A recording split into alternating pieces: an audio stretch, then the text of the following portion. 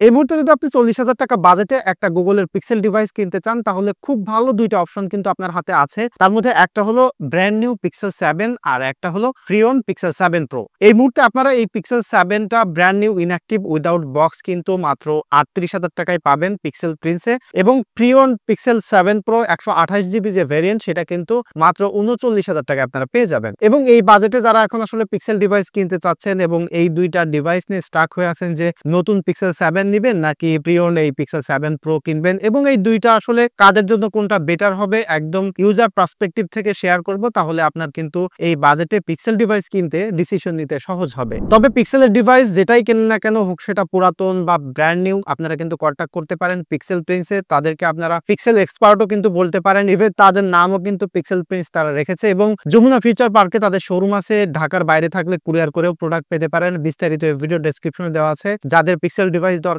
তারা ডেফিনেটলি তাদের সাথে কন্টাক্ট করতে পারেন। তো এই দুইটা ডিভাইসে আজকে কিন্তু কোনো প্রকার টেকনিক্যাল কম্প্যারিজন হবে না, আজকে ইউজার পার্সপেক্টিভ থেকে এখানে কম্প্যারিজন হবে। অর্থাৎ যারা নর্মাল ইউজার আছেন, যারা হেভি ইউজার আছেন, যারা মাল্টিমিডিয়া কনজাম্পশন করেন, যারা ফটোগ্রাফি বা ভিডিওগ্রাফিকে প্রায়োরিটি দিয়ে ফোন কিনতে চান, তাদের জন্য কোনটা বেটার হবে সেই পার্সপেক্টিভ থেকে আজকে শেয়ার করব। তো ফার্স্ট অফ অল আসি যে যারা নর্মাল ইউজার তাদের জন্য আসলে কোনটা বেটার। তো নর্মাল ইউজার কারা? মূলত যারা আসলে অফিসিয়াল জব করেন, অফিসিয়াল পারপাসে ফোন ইউজ করেন, সোশ্যাল মিডিয়া বা হোয়াটসঅ্যাপ বা ইমেল আদান প্রদান করতে হয় বেশি, এবং টুকিটাকি গেমিং করেন বা অকেশনালি ফটোগ্রাফি করেন। তো এই ধরনের ইউজারদের জন্য কিন্তু ভালো ব্যাটারি ব্যাকআপ দরকার, ফাস্ট চার্জ দরকার, ইভেন খুব বেশ কম্প্যাক্ট এবং বেশ হ্যান্ড ফিল ভালো দেয় এরকম একটা ডিভাইস দরকার। তো এই দুইটা ডিভাইসের পাশাপাশি দেখলে আপনারা বুঝতে পারতেছেন এখানে কিন্তু পিক্সেল 7 প্রোটা বেশ বড় একটা ডিভাইস। এটা হাতের মধ্যে ধরলে বেশ বড় এবং বাল্কিয়ার ফিল হয়। সেদিক থেকে পিক্সেল 7টা কিন্তু বেশ কম্প্যাক্ট একটা ডিভাইস, ওয়ান হ্যান্ডে ব্যবহার করতেও কোনো প্রকার প্রবলেম ফেস করতে হয় না। সো যারা আসলে কম্প্যাক্ট ডিভাইস পছন্দ করেন বা ওয়ান হ্যান্ডে ইজিলি ব্যবহার করতে চান তারা কিন্তু ডেফিনেটলি এই পিক্সেল 7টা চুজ করে নিতে পারেন। আর যাদের আসলে হাতটা বড় আছে বা বড় ডিভাইস নিয়ে তাদের প্রবলেম নাই, তারা পিক্সেল 7 প্রোটা বেছে নিতে পারেন। তবে এই দুইটা ডিভাইসেই কিন্তু ফাস্ট চার্জ সাপোর্ট করে, ওয়্যারলেস চার্জ সাপোর্ট করে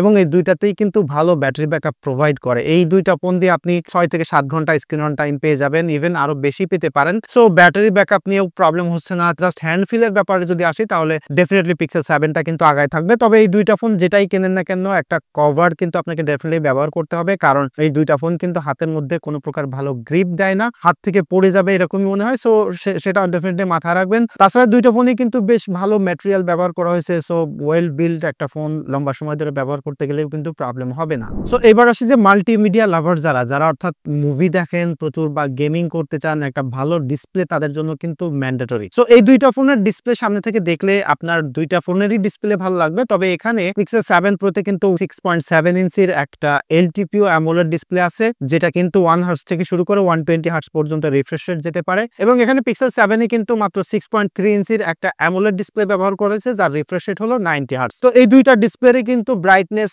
একদম পারফেক্ট, ডে লাইটে ব্যবহার করেন, নরমাল লাইটে ব্যবহার করেন, খুব সুন্দর ভিউইং এক্সপেরিয়েন্স দিবে। দুইটাতেই HD10+ সাপোর্ট করে। সো ডিসপ্লে দুইটার কালার অ্যাকুরেসি বা ভিউইং অ্যাঙ্গেল কিন্তু দারুণ আছে। বাট প্রিমিয়ামনেসের যে ব্যাপার সেটা কিন্তু ডেফিনেটলি আপনি পিক্সেল 7 প্রোতে পাবেন, কারণ এটা কার্ভ ডিসপ্লে, চিন বেজেলটাও একদম ছোট আছে, সামনে থেকে একদম ডিস্ট্রাক্টেডহীন মনে হয়। সেদিক থেকে পিক্সেল 7 এর চিন বেজেলটা একটু বিগার আছে, বাট ডিসপ্লের এক্সপেরিয়েন্স কিন্তু কোনোটাই খারাপ না। বাট আপনি যদি কম্পেয়ার করেন সাইড বাই সাইড তাহলে ডেফিনেটলি পিক্সেল 7 প্রো কিন্তু আগায় থাকবে। সো যারা মুভি দেখতে চান, একটু বিগার ডিসপ্লে পছন্দ বা মাল্টিমিডিয়া কনজাম্পশন করতে চান তাদের জন্য কিন্তু পিক্সেল 7 প্রোটা বেটার হচ্ছে, কারণ এটা ইফিশিয়েন্ট একটা ডিসপ্লে, এলটিপিও টেকনোলজি। সো এটা আসলে সহজ কথায় বলতে গেলে বেটার। এবং এখানে আরেকটা গুরুত্বপূর্ণ ব্যাপার এই সেগমেন্টে, সেটা হলো যে যখন আপনি মুভি দেখবেন বা গেমিং করতে চাইবেন সেখানে কিন্তু ভালো সাউন্ড কোয়ালিটির প্রয়োজন আছে। দুইটা ফোনেরই সাউন্ড কোয়ালিটি ভালো, বাট পাশাপাশি শুনলে আপনি বুঝতে পারবেন পিক্সেল 7 প্রো সাউন্ড কোয়ালিটি কিন্তু বেশি বেটার। কারণ কি, এটা একটা বড় ফোন, এখানে বিগার স্পিকার কিন্তু ফিড ইন করতে পেরেছে, যে কারণে এইটা থেকে আসলে বেশি বেজ এবং বেশি ভালো সাউন্ড কোয়ালিটি পাওয়া যায়। সো এবার আসে এই দুইটা ফোন হেভি ইউজ করতে আসলে কোনটা বেটার। যারা হেভি ইউজার তাদেরকে যদি ক্যাটাগরিজ করা হয় তাহলে বলতে হবে যারা গেমিং করেন, প্রচুর পরিমাণে ফটো ভিডিও এডিট করেন বা মাল্টিটাস্কিং করেন, তারাই মূলত এই ক্যাটাগরিতে পড়েন। সো এই ক্যাটাগরির ইউজারদের জন্য কিন্তু একটা বেটার স্টেবল প্রসেসর দরকার, যেটাতে বেস্ট সফটওয়্যারের অপটিমাইজেশনও কিন্তু থাকতে হবে। সো এই দুইটা ফোনেই কিন্তু টেনসর G2 চিপসেট ব্যবহার করা হয়েছে এবং দুইটাতেই 8GB করে র্যাম পাবেন। কোনোটাই কিন্তু পিক্সেল 7 প্রোতে আপনি 12GB করেও র্যাম পাবেন, বাট দুইটাতেই স্টোরেজ কিন্তু ব্যবহার করা আছে UFS 3.1। সো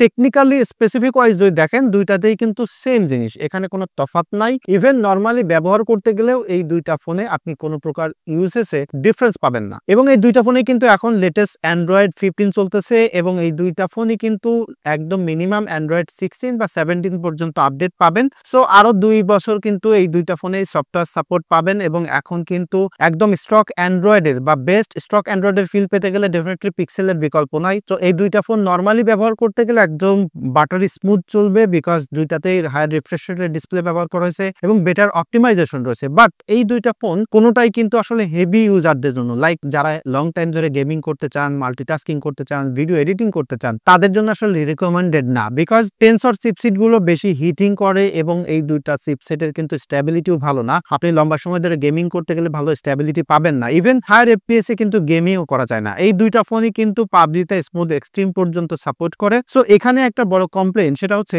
এটা পিক্সেল 7 প্রো অর্থাৎ প্রো সিরিজের ফোন, এখানে হাই রিফ্রেশ রেটের ডিসপ্লে রয়েছে, বাট এখানে হায়ার এফপিএস এ কিন্তু আপনি গেমিং করতে পারতেছেন না। সো ডেফিনেটলি এখানে একটা ডিফারেন্সিয়েটের দরকার ছিল, বাট সেই জিনিসটা এখানে নাই। সো যারা আসলে হায়ার এফপিএস এ গেমিং করতে চান তাদের জন্য এই কোনো ফোনই কিন্তু রেকমেন্ডেড না। প্রচুর পরিমাণে হিটিং করে, স্টেবিলিটি রেশিও আছে, বাট যদি আপনি লোয়ার গ্রাফিক সেটিং এ গেমিং করতে চান তাহলে দুইটাই কিন্তু সিমিলার পারফর্ম করবে। ফটোগ্রাফিতে যদি আসি, এখানে দুইটা ফোনকেই কিন্তু আসলে ক্যামেরা কিং হিসেবে পরিচিত, ইভেন পিক্সেলের ডিভাইসগুলোকে ক্যামেরা কিং বলা হয়ে থাকে। এবং পিক্সেল 7 এ কিন্তু দুইটা সেন্সর দেখতে পাচ্ছেন, তার মধ্যে একটা হলো মেইন সেন্সর 50 মেগাপিক্সেলের এবং আরেকটা হলো 12 মেগাপিক্সেলের আলট্রা ওয়াইড সেন্সর। এদিকে পিক্সেল 7 প্রোতে কিন্তু তিনটা সেন্সর আছে, তার মধ্যে সেম 50 মেগাপিক্সেলের মেইন সেন্সরটা আছে এবং 48 মেগাপিক্সেলের একটা টেলিফটো লেন্স রয়েছে যার ফোকাল লেন্থ হলো 120 mm এবং আরেকটা 12 মেগাপিক্সেলের আলট্রা ওয়াইড সেন্সর আছে। তবে এই আলট্রা ওয়াইড সেন্সরটা পিক্সেল 7 এর থেকেও আরেকটু বেশি ওয়াইড। টু বি এক্সাক্ট, আপনি পিক্সেল 7 প্রোতে কিন্তু 0.5x এর আলট্রা ওয়াইড এর ভিউ পাবেন এবং 0.6x এর আলট্রা ওয়াইড এর ভিউ পাচ্ছেন কিন্তু পিক্সেল 7 এ। সো এই দুইটা ফোনের ফটোগ্রাফির এক্সপেরিয়েন্স কিন্তু